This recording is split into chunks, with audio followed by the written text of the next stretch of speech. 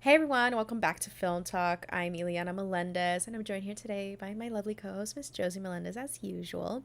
And we're gonna hit you guys with another quick movie review. This time, talking about A24's latest horror flick, X, directed by Ty West. Mm-hmm. Directed by Ty West and starring Jenna, Miss Scream Queen of 2021 and 2022, Jenna Ortega, Mia Goth, Brittany Snow, Kid Cudi, Martin Henderson, and a bunch of other people. Not Paul Dano, but, other white people. Not the human Q-tip, but yeah. Well, Mia Goth, aka Jenna Ortega, is becoming the Scream Queen, but Mia Goth is becoming a horror queen. Yes, Mia Goth is definitely that slow burn, creepy horror queen.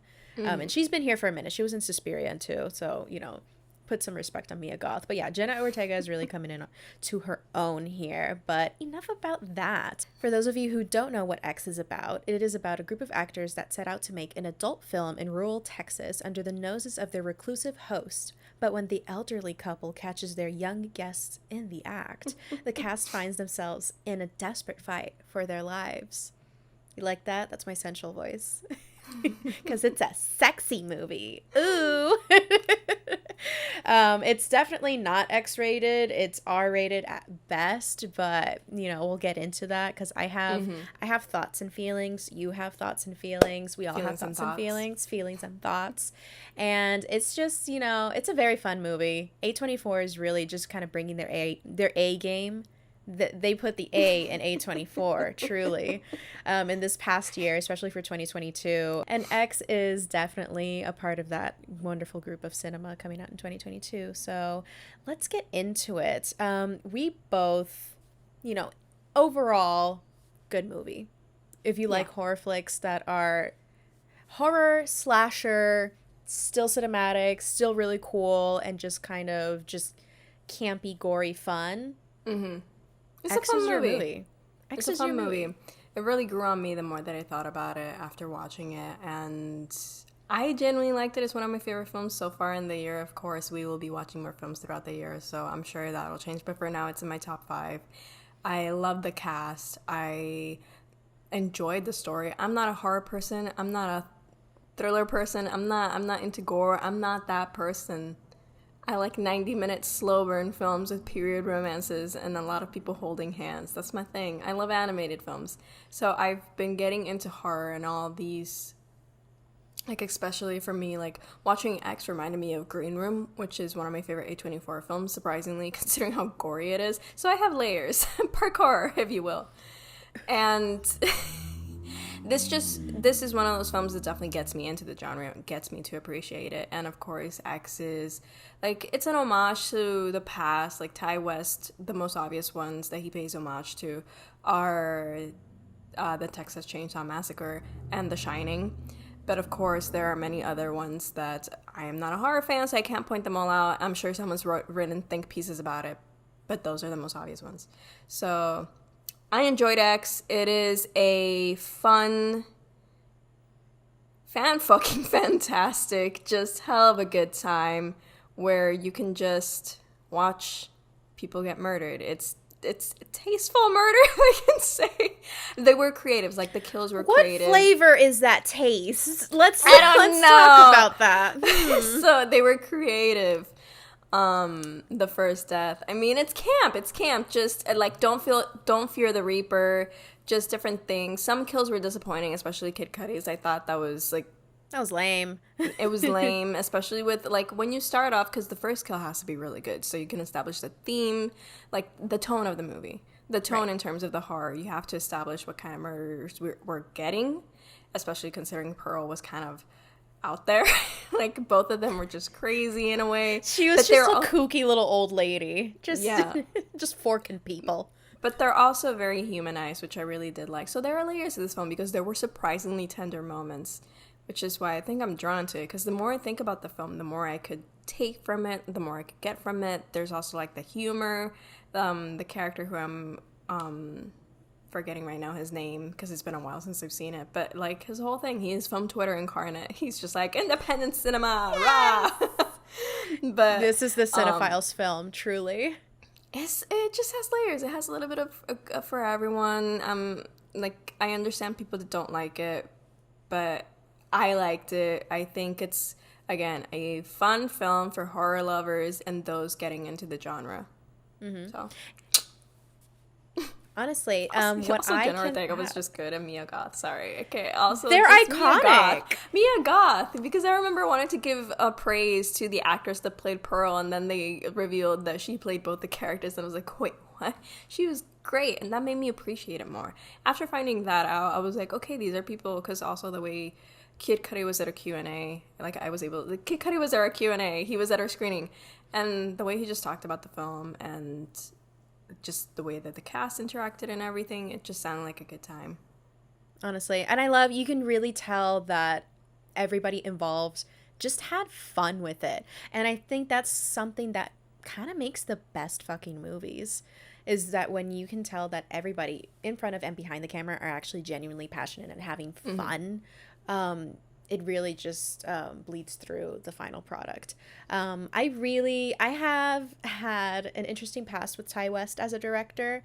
When I was the crisp ripe age of perhaps 11 years old, I saw, through no means that I'm going to share, The House of the Devil, which is one of his first features. It's about an hour and 20 minutes long.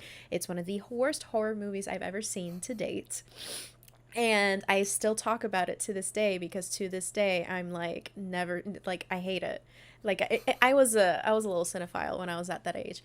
I'm sure if I watch it again, I can say more eloquent words to describe how much I dislike that movie, but I'm not going to change my opinion on it. However, Ty West has very clearly grown in the past 12 years as a director, and I really like that he has honed in his craft, but he hasn't let go of his love of 1970s aesthetic and 1970s horror, because The House of the Devil is also like set in the 70s, and it's very much just slow.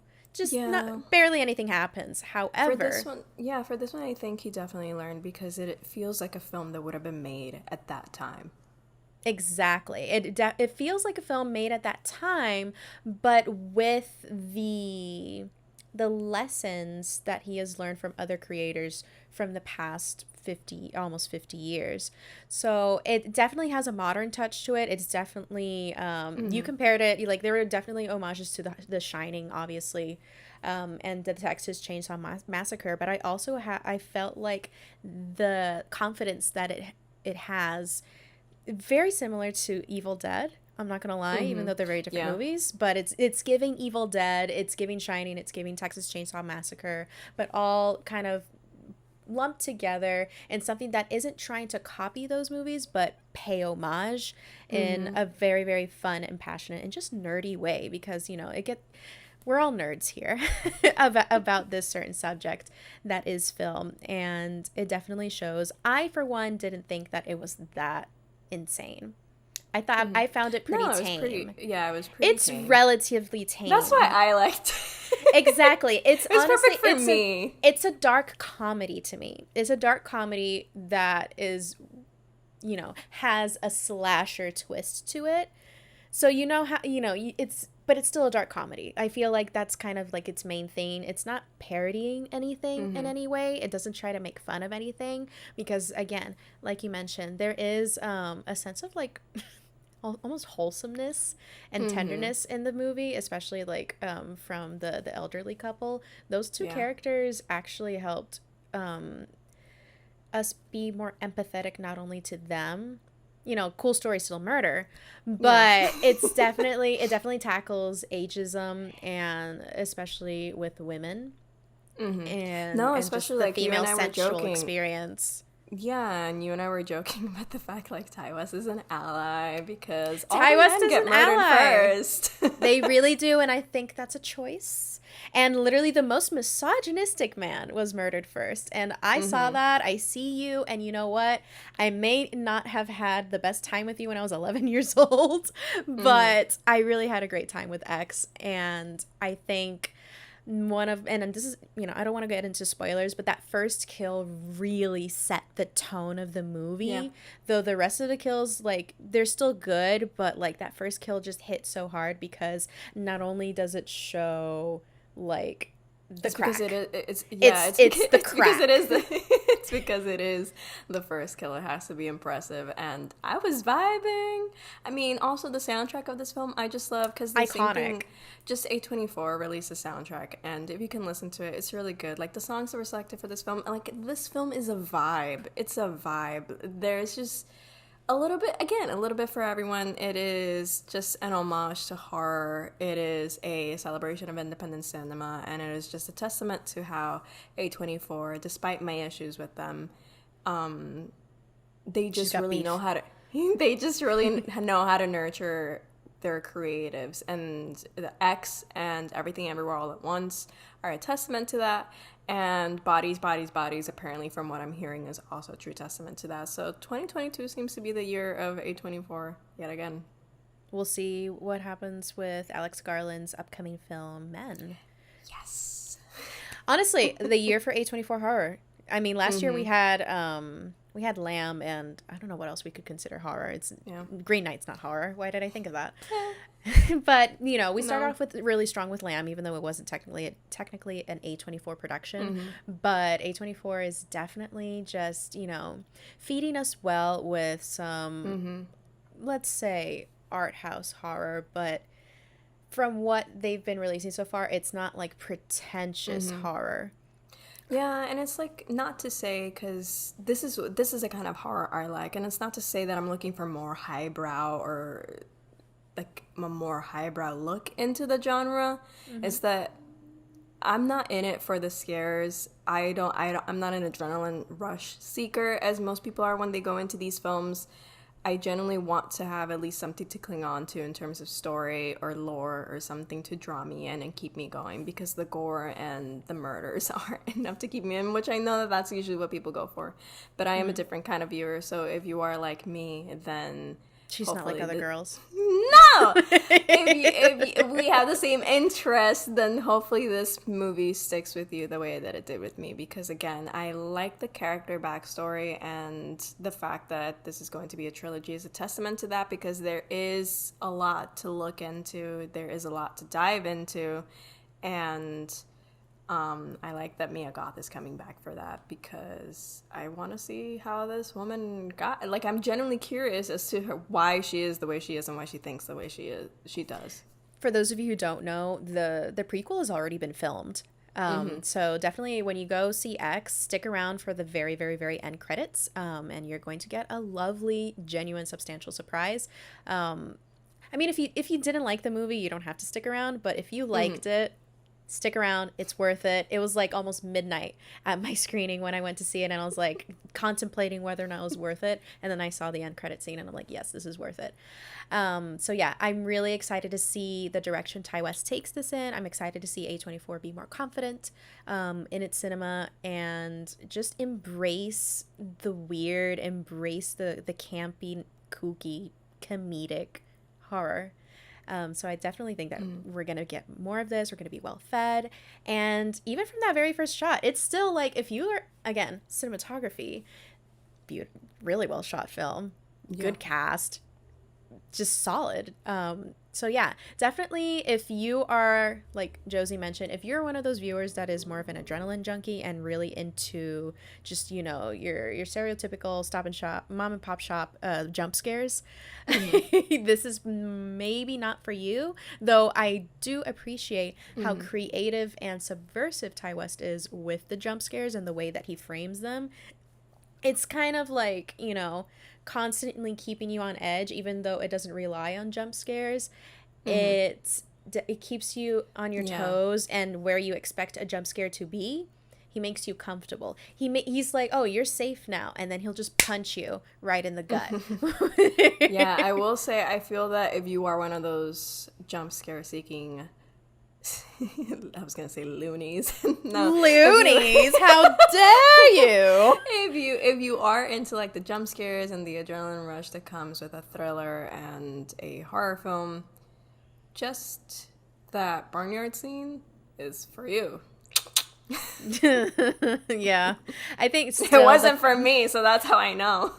Yeah, the Barnyard Seed was probably like the hardest to watch if you're like squeamish. If you're not squeamish, it's literally fine. It's okay. Like I really like, because the way Josie was able to see this before I did, and the way that she described it to me, I was expecting like Titan level gore.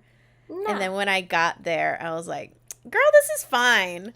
No, it's that I know people, like my co-host from Film Posters, Juan, he has one hard rule, and it's nothing can go into eyes. So that's how I knew, okay, this is a scene that is not going to be for everybody, because something goes into an eye. And trigger warning. Which is what everyone hates from A Quiet Place. So it's just those two things. Yeah, if you like A Quiet Place, you're going to like this movie, actually. Yeah. No, definitely. And so, yeah, it's not that bad. But there, like, some people do have hard rules. And, like, again, things going in eyes, nails in feet. We don't like those things. Mouths on nipple rings. Oh, my God. But especially, it was mostly the way that it was shot, which is also just a testament to the fact that they knew what they were doing. They knew what kind of film they were making. And everything, like the sound and the visuals are proof of that. So it's a well-made film. It's an enjoyable film. Go watch it. Very well-rounded. Very well-rounded. It's not, sure, we can nitpick it. Maybe it's not a perfect film, but well-rounded. I think if I'm going to nitpick it, I feel like it built things up. It spent a little bit too much time building things up, which is also an issue I had with one of Ty West's earlier films. But it's definitely, like, enjoyable. It definitely keeps you there. Like, it's not something, at least for me. And I'll close with this. I'm going to be a bit of a boomer right now. 2 young girls went to the movie to see X in my screening, and like 20 minutes in, they just left. They just laughed and they left. And I'm like, y'all, the lack of taste. Y'all really couldn't just pull through? This is entertaining. But I guess they were just kind of like, you know, like this. A little bit, you know, their bloomers were in a bundle. That's not the saying, but I'm gonna say it. Their bloomers were in a bundle because, oh my God, it's porn. Grow up. You are out of high school. Grow up. It's adult film. It's a dependent cinema, and it's not even that vulgar. All things considered, there are far more vulgar movies than this movie. There's not even that much nudity. Like it's a movie about people making an adult film. We've and it's seen tame. Titan. It's tame. Titan. Anyways, so that's our take on X. We hope that if you haven't seen it, go ahead and watch it. It's still in theaters. Support smaller cinema, even though it's a very mainstream studio. But support something that's not super mainstream your theater. If you already saw Batman's doing super well at the box office. You don't have to see it a 4th time. You can go watch X. You can go watch Everything Everywhere All at Once when it comes out near you, because I know there are some people who are privileged and they can already go see it. But some of us have to wait a month. But you know, c'est la vie. Anyways, we hope that you can catch this movie in a theater near you, and we hope that you subscribe to Film Talk if you liked this review, and if you want to hear more of us talking about films and diving deep into them, we have a podcast on here on YouTube and on Spotify and everywhere else you listen to podcasts called Film Talk as well. Yes, and if you want to see our lovely faces, you can watch us on YouTube and you can or on Spotify. The videos on Spotify too. Yeah, but if you mainly want to listen to us, just play it on Spotify. Drive in your car, do your laundry. It's okay. We won't do judge. Your thing. We're good background noise. Just random, but you know, if you only listen to it like audio only, you're not gonna get the memes. You're not gonna get my fire, you know, artistic editing skills that I spend a lot of. I probably spend Ileana too much puts a lot of time into the video, so please watch the video too. Yeah, thank you. Anyways, so be sure to subscribe, hit the notification bell, follow us on Twitter and Letterboxd. I'm at Captain Melendez on Twitter and Letterboxd. She is at the Josie Marie. Everything will be linked down below. Is there anything else you wanted to plug? Do you have any pieces coming out? Do you have anything? Because we also write. I'm not currently writing right now, but she's writing. I don't have anything to plug at the moment. I guess just follow me on Twitter at the Josie Marie, and I'm usually just like, hello, this is here. I will say, I guess I'm very proud of my America Chavez piece that I wrote for Todas PR. If you don't speak Spanish, you can translate it. Google Translate is free, and it works relatively well. But it's a really good think piece, honestly. So definitely check it out. Link down below. And check out our other videos here on the channel. And have a lovely day, evening, morning, whatever, wherever you are. Bye. Bye.